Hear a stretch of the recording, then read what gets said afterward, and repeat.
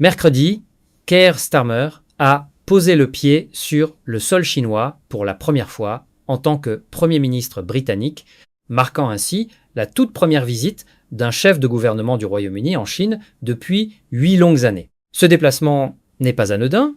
Il ouvre une nouvelle page dans les relations entre Londres et Pékin, à un moment où le monde entier observe avec attention les secousses qui agitent l'alliance transatlantique, notamment avec les États-Unis. Accompagné d'une imposante délégation de plus de 50 dirigeants d'entreprises britanniques parmi les plus influents, des géants comme Airbus, AstraZeneca ou HSBC, Starmer a lancé un message clair et motivant.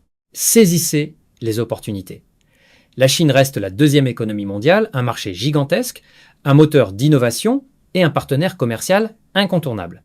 Ignorer ce potentiel serait une erreur stratégique lourde de conséquences pour la croissance britannique, pour l'emploi, pour les investissements et pour le pouvoir d'achat des familles. Le Premier ministre l'a martelé devant ses chefs d'entreprise. Vous n'êtes pas simplement des invités, vous êtes les acteurs centraux de ce renouveau. Chaque accord signé ici, chaque projet lancé, chaque investissement concrétisé aura un impact direct sur le quotidien des Britanniques. C'est l'histoire que vous écrivez ensemble aujourd'hui. Cette visite arrive après des années de tensions très vives. On se souvient des vives critiques sur la répression des libertés à Hong Kong, du soutien chinois à la Russie dans le conflit ukrainien, des alertes répétées des services de sécurité britanniques sur les risques d'espionnage et d'ingérence. Pourtant, Starmer refuse la posture de l'autruche. Il répète avec force qu'il serait absurde de fermer les yeux sur la Chine. Le dialogue est indispensable, le pragmatisme s'impose, on ne peut pas se permettre de tourner le dos à un acteur aussi puissant quand le commerce mondial, les chaînes d'approvisionnement, les technologies de demain et la lutte contre le changement climatique se jouent en grande partie avec Pékin. Pour la Chine, ce moment est précieux. Elle se présente comme un partenaire fiable, stable et prévisible dans un monde secoué par l'imprévisibilité américaine. Car depuis le retour de Donald Trump à la Maison-Blanche, les signaux venus de Washington inquiètent les alliés traditionnels.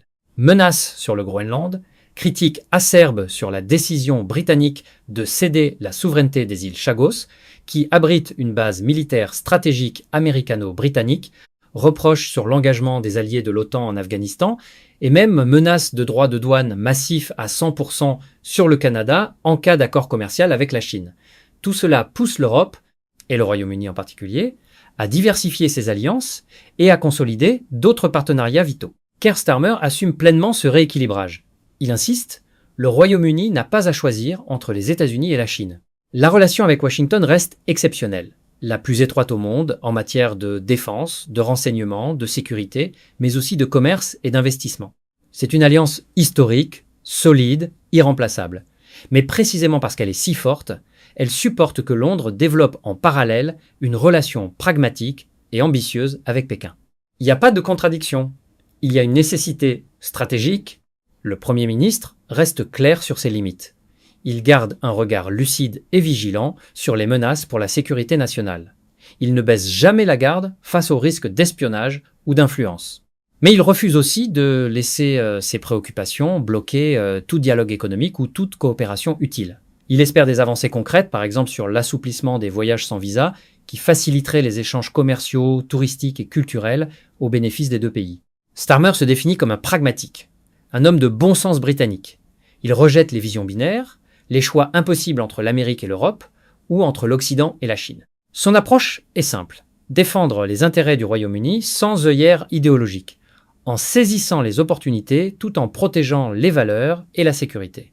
Cette visite à Pékin, suivie de rencontres avec le président Xi Jinping et le Premier ministre Li Qiang, puis d'étapes à Shanghai, n'est pas un virage romantique. C'est un acte de réalisme politique et économique dans un monde multipolaire et incertain. En résumé, Keir Starmer écrit une nouvelle page d'une diplomatie audacieuse, équilibrée et tournée vers l'avenir. Une diplomatie qui dit oui au commerce, oui à l'engagement, mais toujours avec les yeux grands ouverts.